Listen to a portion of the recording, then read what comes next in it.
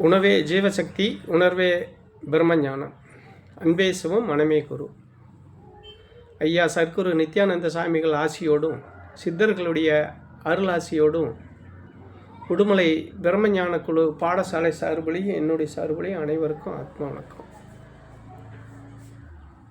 மனிதனுடைய வாழ்க்கையோட இறுதி நாளில் அவன் மரணம் ஏற்பட்டு அவன் காட்டுக்கு செல்லும்போது அவனோட சம்பாதிச்ச பணமோ சேர்த்தி வச்ச செல்வமோ உறவோ எதுவுமே அவனோட கூட வாரதில்லை. ஆனால் அவனோட கூட வர்றது அவன் சேர்த்தி வச்ச அவன் செயலால் ஏற்பட்ட பாவமும் புண்ணியமும் கூட அவனோட போகுது அப்படின்னு இது வரைக்கும் நம்ம தெரிஞ்சிருக்கிறோம். எல்லாத்துக்கும் இந்த விஷயம் புரியும். இதுக்கு அப்பாற்பட்டு ஒரு விஷயம் இருக்குது. என்னென்னா, மனிதனோட வாழும்போது வாழ்ந்ததுக்கு பின்னாடி கூட போகிறது பாவமும் புண்ணியமும், வாழும்போது அவனோட எனி டைம் கூடவே இருக்கிறது ஒன்று இருக்குது. ஒரு விஷயங்கள் இருக்குது. அது என்னென்னா பாயும் நோயும். இது எத்தனை பேர்த்துக்கு தெரியும்னு தெரியலை.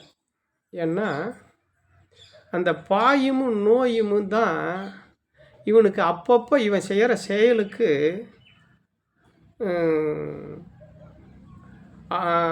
எச்சரிக்கை மணி இருக்குது. எச்சரிக்கை மணியை அடிக்கிறது அந்த பாயும் நோயும் தான் அப்பப்போ.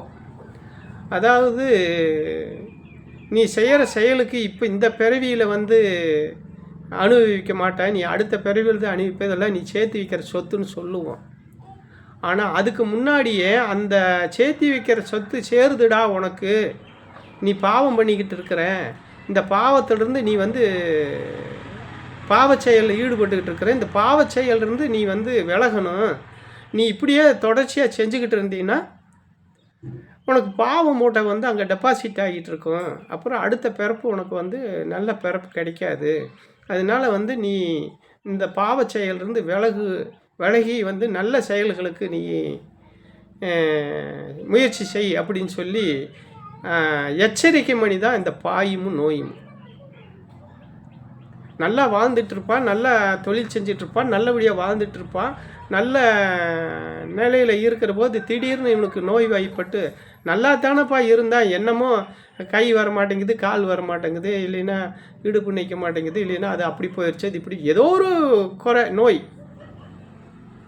அந்த நோய் எதனால வந்ததுன்னே தெரியாது. ஏன்னா ஆரோக்கியமாக இருந்தவன், இந்த ஆரோக்கியமாக இருந்தவனுக்கு இவனுக்கு வந்திருக்கிற நோய்க்கு இவன் இருந்ததுக்கு சம்மந்தமே இருக்காது.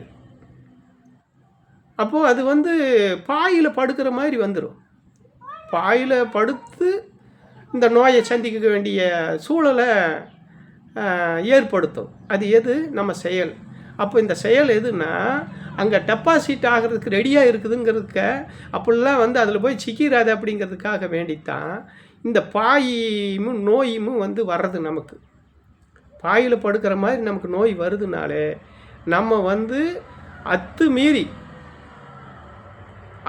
அதாவது இங்கேயே செலவழிக்க வேண்டியதை நம்ம பிறப்புக்கு கொண்டுகிட்டு போகிறோம் அப்படிங்கிற ஒரு எச்சரிக்கை மணி தான் அந்த பாயும் நோயும். இதை நம்ம புரிஞ்சிட்டோம். இதை புரிஞ்சு இந்த பாயும் நோயும் நம்மளோட இருக்குது, அப்படி ஒரு பாயும் நோயும் நமக்கு வந்துடுது அப்படின்னு சொன்னால் அது நம்ம செய்கிற செயலில் ஏதோ தப்பு நடக்குது, தப்பு நடக்க போகுது, நம்ம எச்சரிக்கையாக இருக்கணும்னு சொல்லி ஒவ்வொரு மனிதனும் இந்த பாயும் நோய் நம்மளோடதே எந்த நேரம் இருந்துக்கிட்டு இருக்குதுன்னு நினச்சி வாழ்க்கை பயணத்தை நீங்கள் மேற்கொண்டீங்க அப்படின்னு சொன்னால் உங்களுக்கு ஊழ்வினைங்கிற அந்த பாவ மூட்டையிலிருந்து நீங்கள் தப்பிச்சுக்க முடியும். அப்படிங்கிறது ஒவ்வொருத்தரும் நம்ம உணர்ந்து செயல்பட்டோம்னா நல்லதே நடக்கும். அனைவருக்கும் ஆத்ம வணக்கம்.